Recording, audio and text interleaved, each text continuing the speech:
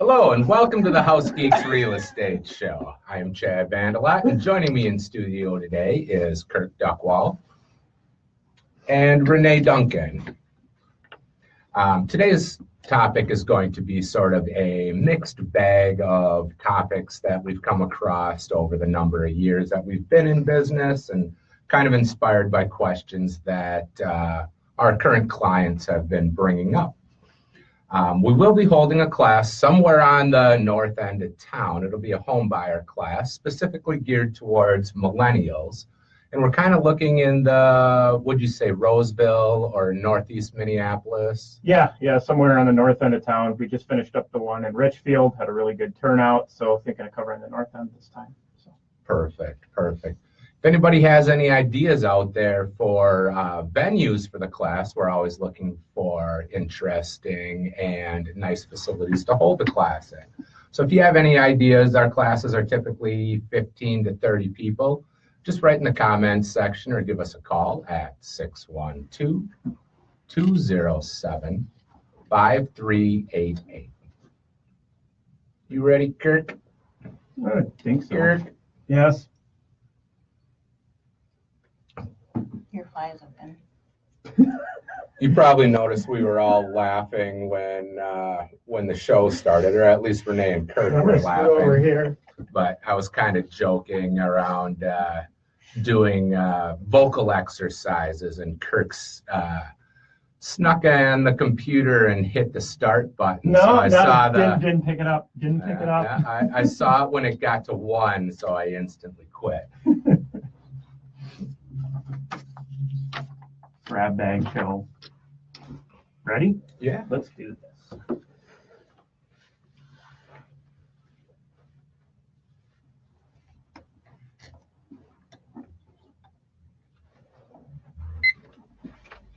Welcome to the Twin Cities, House Geeks Real Estate Show.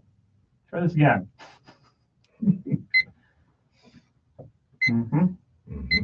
This is why you need to print off the new sheet, Chad. I don't know if I have the new one.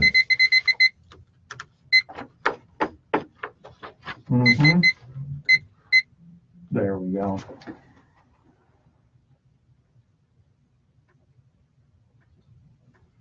Redo.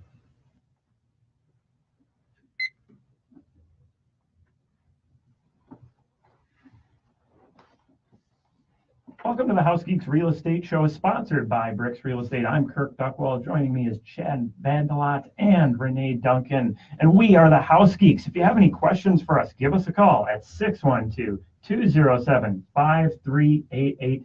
Again, 612-207-5388. Check us out online at housegeeks.com as well, where you'll find the latest and greatest home searching and researching tools. Now, you'll see that I added in a name today on the announcement, and that is Renee Duncan. She has been with us for a while now, and she's been on the back end typically. You came in for one show for the photography. She helps out with a lot of the tech side of it, so the House Geeks Facebook page and the House Geeks website, and how pretty they are now. We can thank her for making it look that way, and a lot of the photography that we see for our listings and so many other things.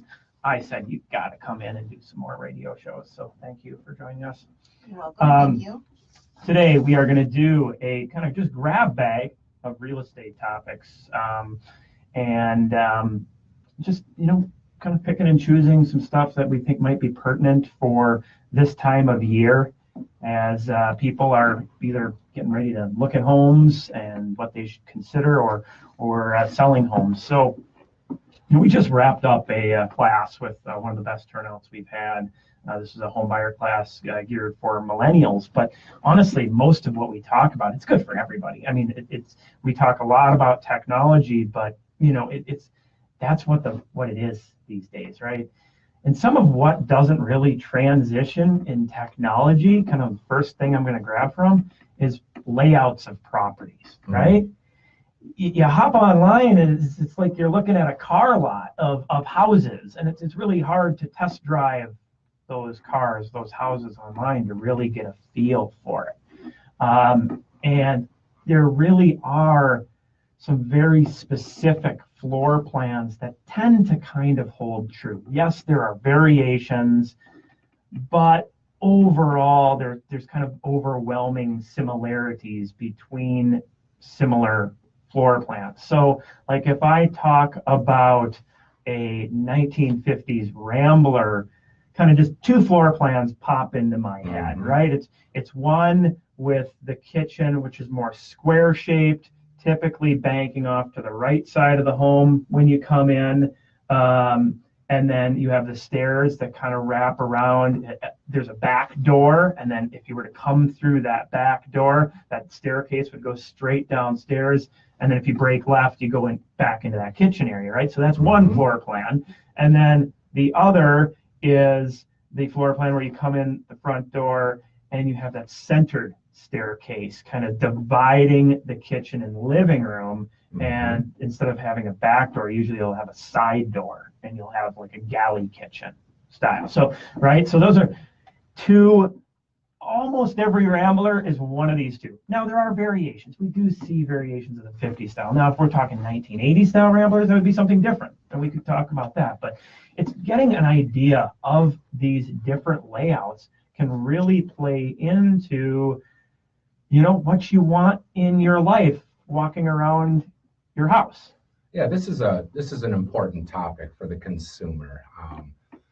In particular, I get a number of clients that think they're looking for one style of house, and in their head they don't like another style. I hate split levels. Split levels is the first thing that comes to mind. I've had people that say, I do not want to see a split level. And then they say in the next breath, I want something with an open concept. And I notice we'll be looking at a lot of 2 stories and Ramblers because in people's heads, that's what they want. And then I'll slip in a split level without them knowing, and they walk into it. And there's been a number of occasions where they open the door and they go, oh my God, this is what I'm looking for. So in the beginning, when you're looking at houses, I encourage people to have an open mind. For the simple reason you may not know what your heart really desires in the beginning. And if you see a number of different styles and realize that there is 1 or 2 styles that you particularly like, after experiencing them, then you can kind of narrow your focus and really target in on what you are looking for. Well, I think the problem comes with I just described 2 floor plans of Ramblers, right? Now I have a client I'm shopping with right now. One of those floor plans she adamantly does not want, and that's okay. We've discovered that that's the case, but she does really like that other option. And so when you're talking split levels, a lot of people think the 1960s, early 70s split level, where it's a center entry, narrow foyer split level, and maybe that's what they don't like, right? But yet, if you go to the 70s or 80s, where it's a side entry, you got the garage a little bigger, everything changes in that design. So I think it really is a big key to get out there. I mean, one of the most common things that I hear from a client would be if they're not liking something. Wow, this home, it has everything we've talked about, but it doesn't feel right. How often have we heard that? It just doesn't feel right. It took me a while to realize feel right is layout. Yes. That is it. It may have exactly the size kitchen they want. It might have the right number of bedrooms, right size yard, right location. If it doesn't feel right, it's the layout. And so how do you figure this out? You get out, and on your first couple sets of showings or first set of showings, pick a couple Ramblers, a couple split levels, a couple 2 stories, maybe different areas, different neighborhoods, so you can kind of get an idea of what these floor plans are. I mean, geez, I know I go through a lot of houses, but Renee, as a photographer, you go through quite a bit. I'm sure that you see these trends. Yes, I do. And to play a little bit devil's advocate, there are exceptions. I mean, correct me if I'm wrong, but I was just at a townhome for a client where it had in the lower level, it had a couple of very desirable features, like it was a walkout fireplace, but it was so choppy. And even if you could take a wall out, it would still be a very awkward layout. And then even on the main floor, everything was choppy. And even if you were willing to invest in trying to fix that, it would still be wrong. It would still feel wrong, even though the style of home would be fine. It was just an odd build. Well, and I think you're getting to the, we discussed that you have a couple main types of layouts, and then you have the one the handyman got a hold of. Oh, yeah. I can remember two very specific examples. One was in St. Louis Park. And I had it must have been a 2-bedroom house. And then they must have put on an addition for adding another bedroom. And then they must have put on another addition or two, adding another 2 bedrooms. And then decided that they were going to rip down the walls between the first edition and the second edition. And it just started getting really weird. Like, it was almost like a courtyard living room with bedrooms off of different parts of the living room. No hallway, really. Wow. Yeah. So you will see these homes that are just get slaughtered. And yeah, so there's no way to really gauge that when you're looking from the exterior so much. But so how do you figure out these layouts? You go out and you look at a bunch of different ones. Also, you can do a mental walkthrough online. So many people will click through the pictures, and it's just like, oh, I like that kitchen. Oh, that's a nice living room. Oh, look, new carpet or new flooring. That is, you're going to see that when you get there. And a lot of those things are things that can be updated or changed.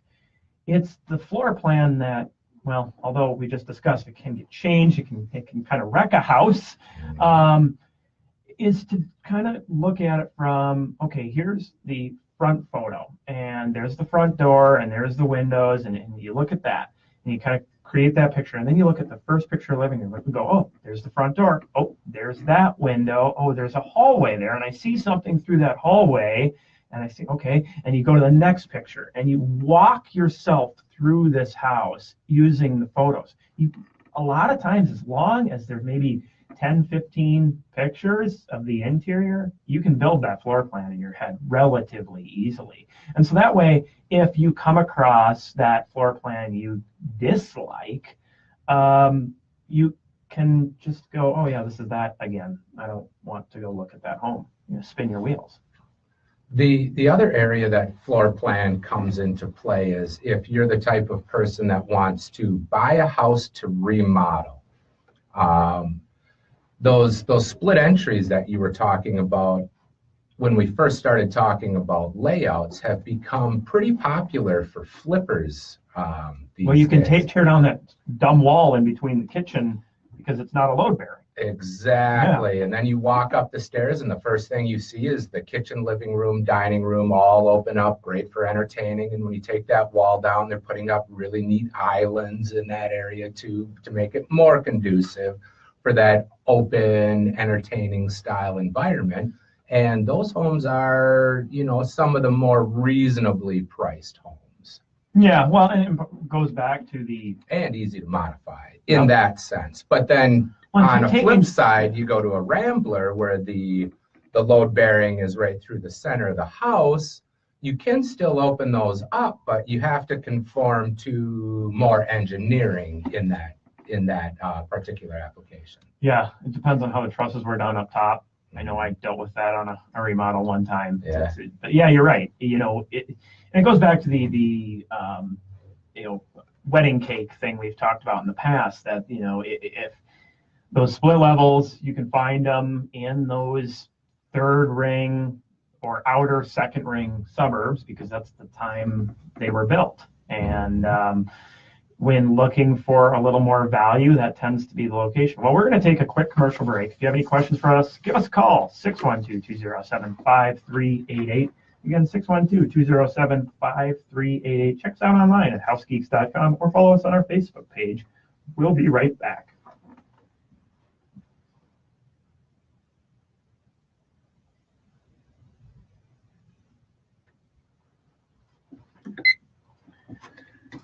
Are you talking about the response thing? And it's just like Chris Callahan asked, can you talk about how to know a true budget for looking at properly priced properties? Well, okay, we can do that. True budget.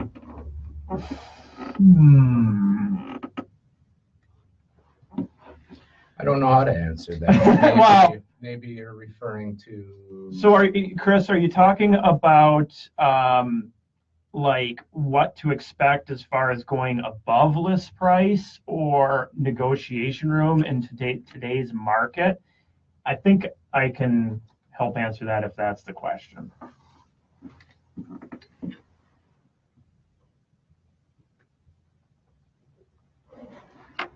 I'll put you in charge of following that.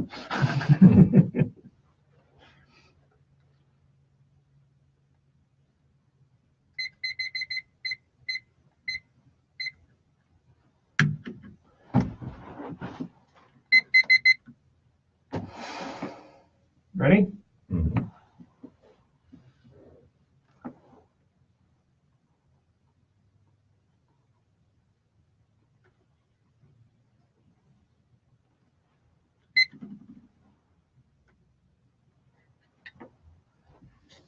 Welcome back to the House Geeks Real Estate Show on AM 950, sponsored by Bricks Real Estate. If you have any questions for us, give us a call at 612-207-5388 and 612-207-5388. Follow us online at housegeeks.com.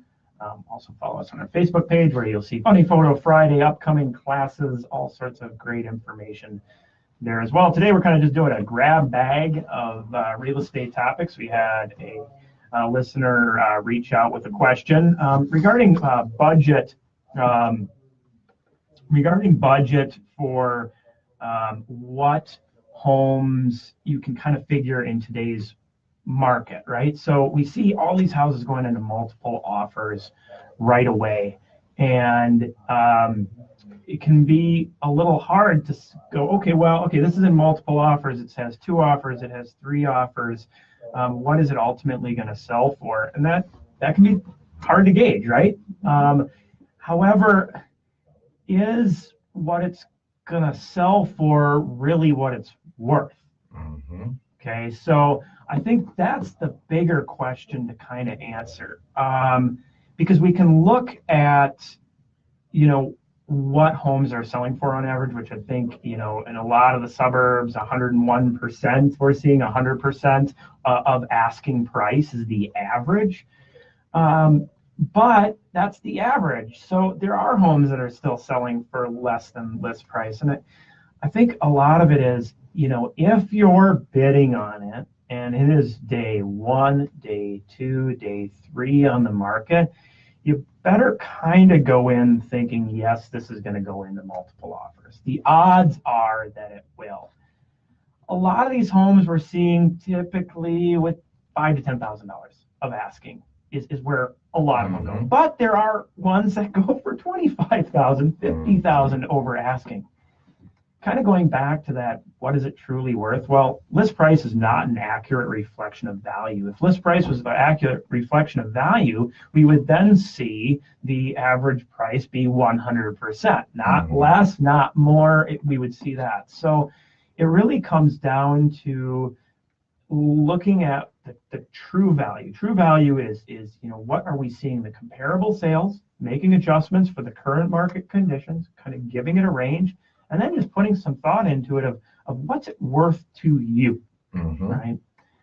Now, as that time clicks on that property, you get to day 10, and I've had clients recently, well, it's 6 days on the market where they drop their price. Well, we didn't used to see that a couple of years ago. It'd be day 14, day 20, day 30 before that happened. Well, the market's moving so fast, people realize that if they're not getting an offer in that first 6 to 10 days, it is probably priced too high. That's a great time to start making offers. Let that first week click by, motivation drops a little bit, and then you can kind of get your heels dug in a little bit more and not necessarily have to worry quite so much about, oh yeah, we have a couple parties that are interested, we'll know more in the morning. oh, we have 8 offers came in last night and this morning.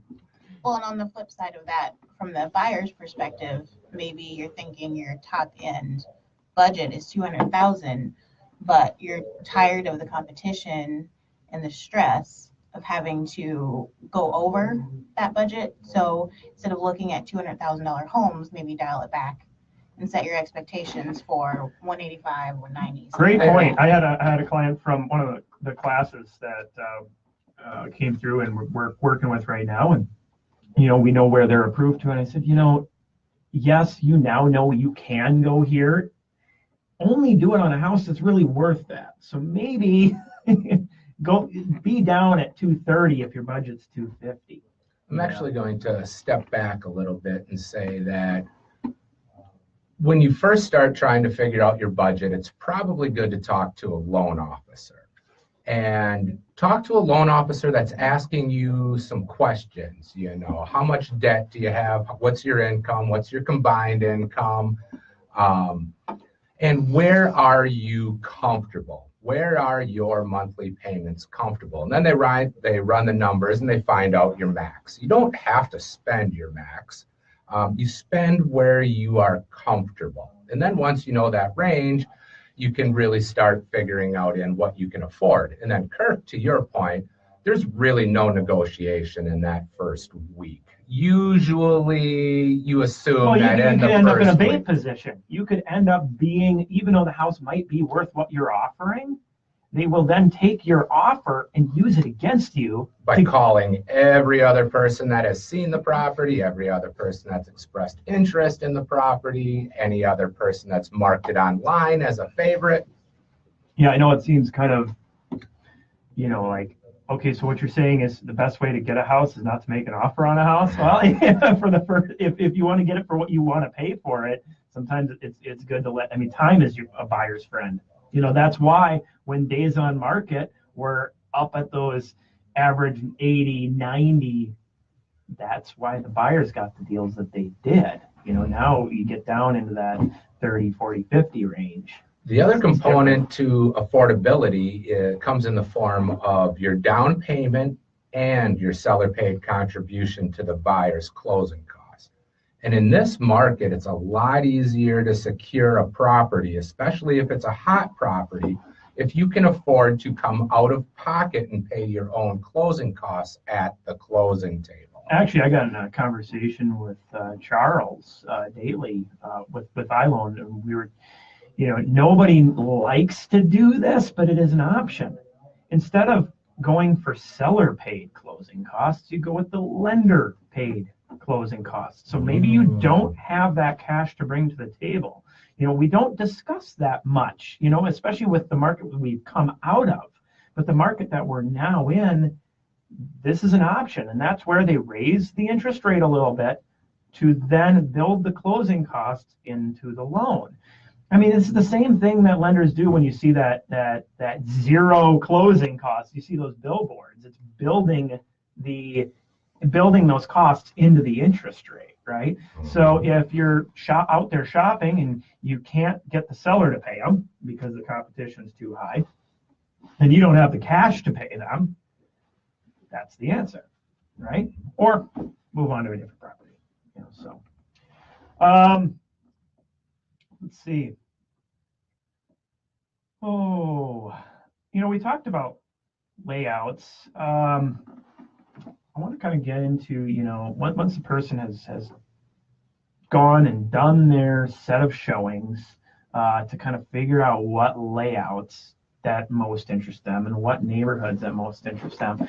Maybe talk a little bit in regards to how to best approach showings. As far as why do a walk around first before you ever step foot into the home. This is after you kind of figure out which homes you want to look at.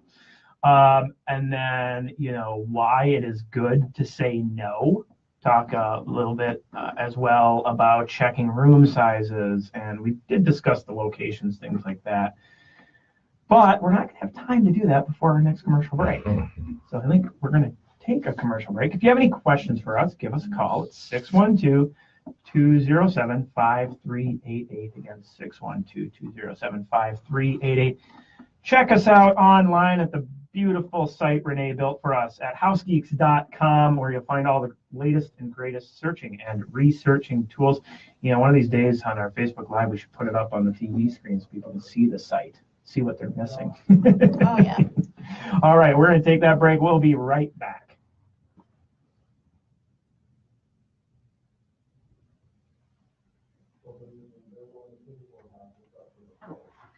You did do a really nice job on the site. It looks great. We love it.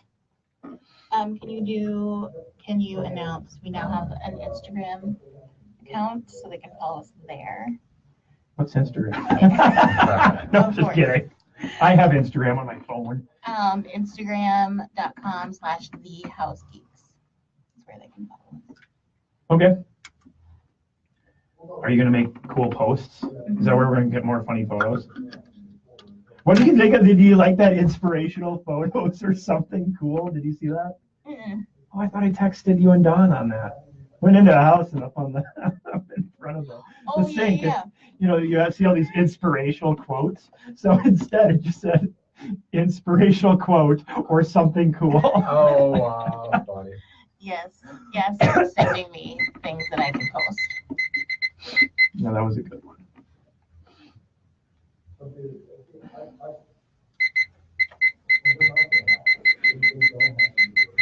Thanks for the question, by the way, Chris.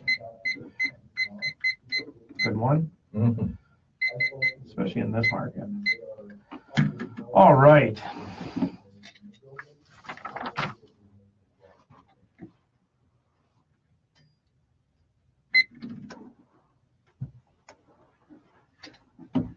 Welcome back to the House Geeks Real Estate Show on AM 950. Follow us on our Facebook page. Just type in House Geeks, look for the little house in glasses. Renee, you mentioned we also have an Instagram account as well. What is the address for that? Instagram.com/thehousegeeks. Right. And then, check us out online, housegeeks.com. If you have any questions for us after the show, during the show, whatever it might be, during our Facebook feed, type them in, reach out to us. 612-207-5388. Again, 612-207-5388. You can submit them through the Facebook page, online, or by phone. Always ready to help answer those. So today we're doing kind of a grab bag of real estate topics kind of pertaining to the market that we're in right now. So first segment, we kind of discussed finding the right layouts and then got into budgeting for today's market. I want to kind of talk about, going to showings. So, nobody wants to waste time at houses they don't like. I think everybody would agree on that, right? Mhm. Hey, do you want to go look at a house you're going to hate? They'd be like, what? Why would I ever do that? But it happens, right? So how do you prevent this from happening? Honestly, the first simplest thing is when you're booking showings, look at the satellite view. Absolutely. I would look at the satellite view before I would ever look at pictures online. Okay, because so often pictures tell 1,000 lies. We made that pretty adamantly clear in the class we just taught. Some of those examples of homes that were great, but the photos made them look terrible. But look at the satellite view. Figure out, it doesn't have a backyard, or it's right across the street from a giant factory or something like that, the dump. There's railroad tracks that go right through the backyard. Yes. That right there is going to save you a lot. But when you get to the house, do a quick exterior walk around before you ever even step foot inside. You may see some really deteriorated maintenance that you're just like, I don't want to take this on. Or if nothing else, you at least know it's there. You don't have to wait until the inspection to figure this out. I mean, I see it so often. The windows have rot around it, and they find out about it at the inspection. Well, we know that when we walk around the house. I've got an interesting story right along those lines that happened this winter when the days were real short and it was really cold. And this particular day, there was a lot of snow and it was still snowing. A really nice couple and their parents were out looking at houses, and it was really cold. And The Is this Matt by the chance? elderly parents really were getting sick of the cold, and it was our final house, and it was about to get dark, so we decided to look at the interior first. Well, the couple really fell in love with the home. It seemed to be priced really well. The parents who were also going to be living in the home really loved the home as well. And then the next day they decided to see the yard because it was getting kind of dark. So as I was driving up the very next day, I saw this big crack along the foundation of the house. It was a little lighter out. Now keep in mind that the parents and the couple both fell in love with this house. Well, we walked around the side. We saw this big crack in the foundation, and it had separated close to a ½ inch. This is one of the more serious foundation issues that I had ever come across especially in a home built in the 70s. Mm-hmm. And then we started looking closer, and we saw that it was recently painted, and we could see that the house was still moving because there was a line of demarcation from this fresh paint and the foundation separating even more. And everybody knew it was a serious concern, but they had already emotionally fell in love with this house. Yeah. And they were still contemplating it in their head. Now, if we would have walked around the house first, they wouldn't have been in that position where they were emotionally attached to the house. They would have saw the crack. We probably wouldn't have even gone in the house at that point because that is an absolute deal breaker. Well, as you when a mentioned, house is you still do run moving. into those scenarios where, whether it's nighttime or it's pouring rain or icy out, whatever it might be, that you have to go back and check. But, doing an exterior walk around first or even afterwards, whatever this, or come back, I think it's critical to do that no matter what. But if you have the opportunity right away. To play a little devil's advocate again, No. that's Chad's situation. This is what we do all day in the office. Chad's situation is obviously severe, but there are times where, especially when we're dealing with first-time home buyers, they've never been in a position of selling their home.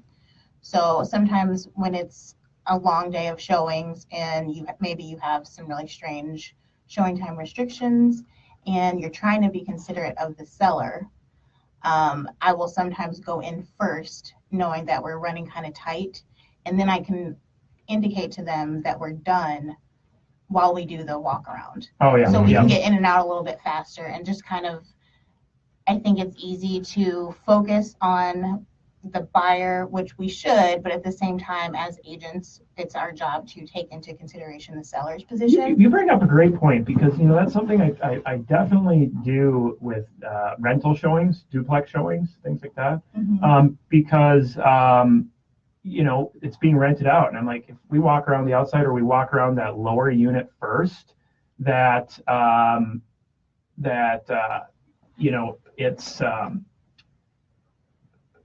you go around the outside and then or the main level unit, and you don't need to go upstairs and bother those renters, right? And it makes it nice and easy. So, all right, let's see. The other thing that can be really helpful for is identifying those potential areas where you might run into problems inside, right? So you look up on the roof and you see it's missing a couple shingles, or you look and you see ice damming. That's a really great one. There's ice dam, so maybe there's potential issues. So I know when I hop in there where to look for potential water staining, or pull out the thermal cam and check to see what we're seeing there. Similar scenario, if you see that downspouts are missing and there's a little depression where all the water from the roof is draining into one spot, specifically the corner of a house, and you see water pooling there, that's a trigger to, when you walk down in the basement, kind of smell to see if you can first smell musty smell. And you want to do that right away, because after you're in that smell for a little while, it just becomes normal. Yeah. But if you trigger your brain to start thinking that way, first visually, we see there's a potential issue in the basement. When we walk in, we keep that in mind. And as we walk down, we smell, because maybe they've already wiped it up, but it's pretty hard to cover those smells sometimes. Well, I smell a lot of air freshener. Okay, that's a cue then. Maybe they're trying to cover something up. But then as we're walking around, we know those corners to look at. Now, if we do see water, is it just a little bit? And can that be corrected? There's Yeah, I mean, is a gutter extension all the difference in the world? Exactly. Or are we dealing with a more fundamental issue like large foundation crack or really bad hydration and grading that is going to be very expensive to fix? Mm-hmm. I always get worried when I walk around. You walk around the backyard and the house is built into the side of a hill. It's like, oh no, you know where the water is, and it's almost always there. Mm-hmm. And then that kind of brings us to our next point is it's okay to say no if you don't like the house. And it's okay to say it as soon as you know it. Yeah, right? If we're pulling up and you notice you don't want to be looking at the grain elevators off of Hiawatha and you didn't see those in the picture, we don't have to go into the house and accidentally fall in love with the house. You can say no, and then we can move on, especially in this market because it is pretty fast and furious. And you really want to see the right houses at the right time. Well, and part of it is like when I budget for showings, and this is making sure you get to them. If you have 10 homes on your list, and we could eliminate whether it's through satellite view, whether it's through layout, whether it's through walk around, and you can get it down to 5 showings. But even 5 showings, if your favorite one is at the end, and you've been spending all your time walking through those other ones, rebuilding the house in your mind. I mean, most people out there don't have $100,000 to spend on rehabbing every house they walk through. Well, if this wall was here, and I put in this kitchen here, and I did this bathroom, and I changed the roof pitch, and I added this garage, and I, finished off the basement, this would work. You're not going to do that. And so maybe you should be thinking about a custom home. Well, it gets to the if you spent that time there, that's the time that of your showing set that now when you really get to the one that you were most interested in or that's most likely to be of interest, you might not have time to actually do it, or you miss your showing window or something like that. I typically will budget. The average person will take no more than 15 minutes per house, okay? On average. On average. So it could be 5 minutes when it's really bad, but it could be an hour when it's really good. Mm-hmm. And if I sat there and I budgeted an hour for every showing, well, that's not going to happen. It's going to take all day to go through a set of showings. So what do? We budget maybe 15 minutes, 30-minute break, 15 minutes, 50. That's how I typically do it, depending on drive time. And so if we're sitting there spending that full 15 minutes at every house, that means when you get to the good one, you got 15 minutes. So you get to that walk around, it's just not right. It's okay. You're going to help yourself in this process. You're going to help. It will allow you to spend more time in the one that is right for you. So when you are forced into what could potentially be a relatively quick decision process in order to secure a property, you go into that feeling a little better. Right. When you spend and are able to spend an hour in a house, you don't need to do a second showing usually, right? Mm-hmm. Until it's time for inspection. You spend 10 minutes or 15 minutes in a house, you're darn right you're going to want to go back because you didn't see everything. You didn't take it all in. So it's kind of trusting yourself, trusting what you like. I mean, usually when you hop into a car and you step on the gas, if you like that car and the way it feels. So as soon as you do that, there's no need to keep driving it around forever and test driving every other one. If you like it, or don't like it, you can. And then you brought up our next topic, the inspection. The inspection period not only is a time to figure out what's potentially wrong with the house, but it's time to do due diligence. It's a time where in a fast-paced market like it is now, you may be 80% sure you like the house. But now you're doing an inspection, and you really get to evaluate the house. Kirk had said we spend about 15 minutes on average on a showing. Well, an inspection is like 3, sometimes 4 hours, that really gives a really detailed understanding of the current condition of the house. I want to chat more about inspections, not just on buy side, but also on the sell side when we come back and how to look at those, because inspections are they're important for both ends of the transaction, and understand what they mean and how they're going to affect you, how they're going to affect you in multiple offers. That can get real dangerous. You know, you get a really, really good offer, but you start getting too picky on the inspection on the sell side or buy side, you could take what was great and kill it. So want to chat more about that when we come back. If you have any questions for us, give us a call, 612-207-5388 and 612-207-5388. Check us out online at housegeeks.com. We'll be right back.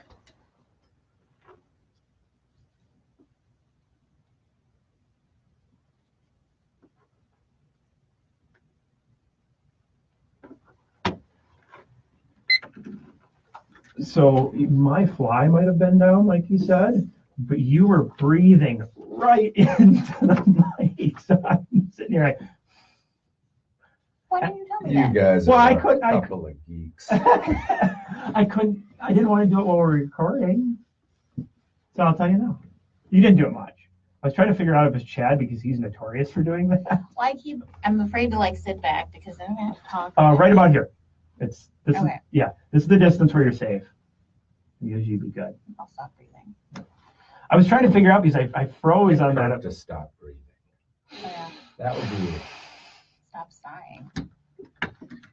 Sighing. I'm just filling my brain with oxygen. Oh, third segment. yeah. Give me 1 second. I want to touch on Yeah, I'll seller's use the property restroom disclosure. then if you're going. All right. Inspections and property disclosures. Those are two good topics to do together. Is that what she said? Was it property disclosure? Yeah. That is what she said. Really is what she said. All right. Well, let's- the disclosure and appraisal versus inspection. All right, this is the short one, so, all right, we'll, yeah, Just quickly. do what we can on that, yeah. Well, yeah.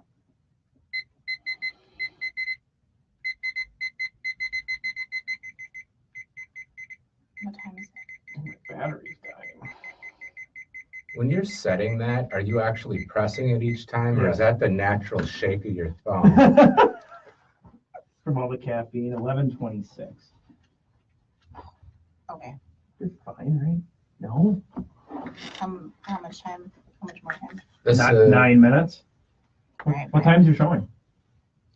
It's a photo shoot. Oh, okay. I'm sorry, Sarah. I might be a few minutes late. All right, here, we'll go.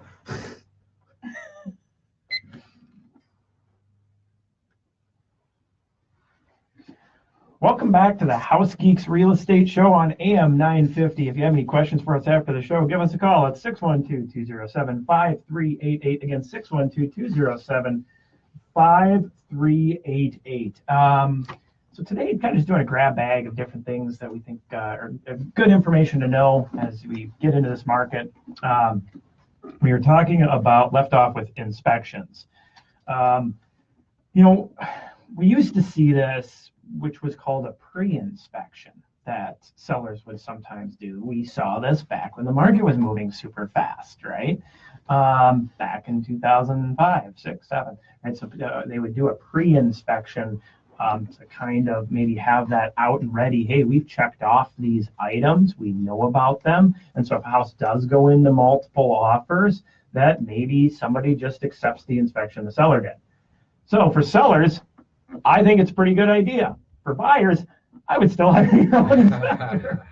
But here's why, okay? I think it's a good idea for the sellers is to kind of prepare yourself for what the buyers might find. Now, in certain cities like Minneapolis, St. Paul, Richfield, Bloomington, South St. Paul, and a few others, they have what's is called truth in sale inspections. So that is where the city requires at time of sale that an inspection is done by the seller to give to the buyer, basically. But keep in mind, it's a very, very, very short, concise, mini inspection. Exactly, and almost everybody that can do one of those inspections as far as inspectors, can also do, unless it's like one of the city inspector ones, but like Minneapolis and St. Paul, they can do a seller inspection with that inspection. So that way they can really kind of check everything. So then you're aware. And don't get mad at the inspector when they find a ton of things wrong with your home. Like, oh, you better get me a good inspector. No, because the buyer's inspector is going to find those same issues, and you want to know about them. Because here's the thing. You let the buyer bring it up to you, the cost is going to double. Whatever it is, it seems like the cost doubles, right? Oh, well, we want a new furnace. We better budget $10,000. We want a new roof. It's going to be $15,000 to $20,000, right? All of that. The buyer is going to think those numbers in their head. And the other part about doing the inspection prior to putting your house on the market. Now, first of all, when you do the inspection, those items are now disclosure items, but you lay that inspection out on the table and you supply that in the purchase agreement, you are disclosing those items. But from a seller perspective, again, you do the inspection up front. Maybe the buyer decides not to do an inspection, which is a good thing for the seller because it gives them more security that no inspection contingency. No inspection contingency. Right. So their timeline becomes more hammered out for finding their next home.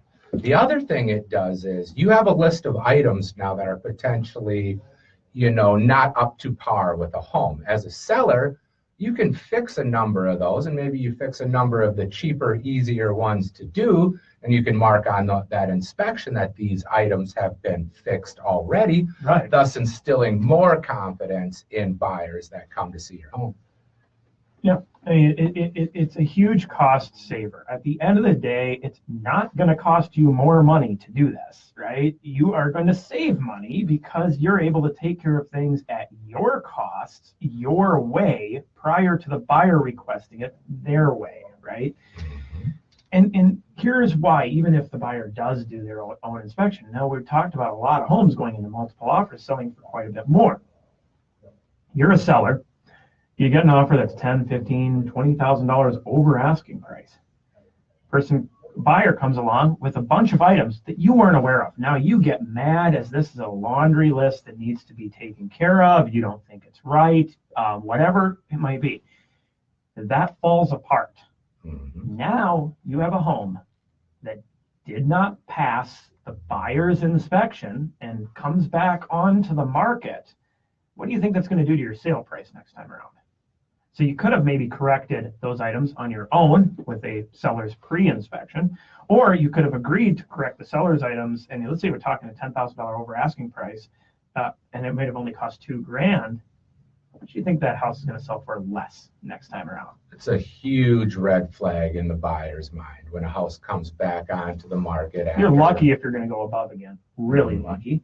And more likely you're going to be at or under. So it can be very costly to not deal with this, and really goes back to the right way. These pre-inspections, and I've changed the way I feel on those over time. I do think you had mentioned that the disclosure piece of it, but ultimately, I mean, wouldn't you agree? The more disclosure, the better for the seller as far as anything coming back to them later on. Absolutely. Yeah. You had mentioned Renee, kind of inspection, TISH report, pre-inspection, appraisal, all of these being checks and balances at different points of time. Yes, right? And it's easy for buyers to misunderstand that, yes, you're getting this information from the property disclosure, that's just where the seller has to disclose material facts that they know about. Right. Yes. And then you've got the appraisal, which is really just determining value. It's not an in-depth to the inspection. Bank. Yeah. Right. It's not on your behalf. The inspection is really the only thing that is on your behalf. A buyer's inspection. Yes. Yeah. Yes. And understanding how much of an inspection each one of those is. So, okay, a property disclosure, that's just what they know. And it surprises me sometimes because buyers will get mad. How did they not know about that roof leak in the attic? Why did they not put that on the property disclosure? Probably they didn't go up in the attic. Yeah, there's a number of attics that are sealed shut, right, and haven't been open since probably the last inspection or work that was done in the attic. I came across a house that didn't have an attic access panel anywhere to be found. Oh, wow. Yeah, we had to cut one Really? Yep. Wow. to access the attic. Wow. Yeah, it was that Overlook house. I don't know if you remember that. Yeah, I do, out in Bloomington, Mhm. right? Yeah, surprised me. I'm like looking everywhere for this thing. I think what happened was an addition was put on, and I think I knew where it was, but yeah. So, you have the property disclosure, which is just the seller saying what they know, and then you might have that truth and sale report, which is really just a checklist of depending on the city, 50 items or so that they go through and check, right? And I've been on a showing where a truth and housing inspector came out and they basically did their whole evaluation of the house, those, 40-ish items, in the same amount of time as it took us to do our showing. Not a So great it's not a inspection. very in-depth analysis of the home. Right. So, and then you get to your buyer's inspection. That's really the big one, like you mentioned, Renee. And then the appraisal, which really only tends to be even a little more in depth if it's FHA or a VA purchase, but even that isn't that in depth. So, if you're selling, I would recommend getting a pre-inspection. It's going to help you in this market. If you're buying, make sure you get an inspection, because the most expensive inspection is to get no inspection at all, right? Because you're going to miss something. All right, if you have any questions for us, give us a call, 612-207-5388. Again, 612-207-5388. If you ever have any show ideas, reach out to us on our Facebook page or our website, housegeeks.com. Take care and have a great week.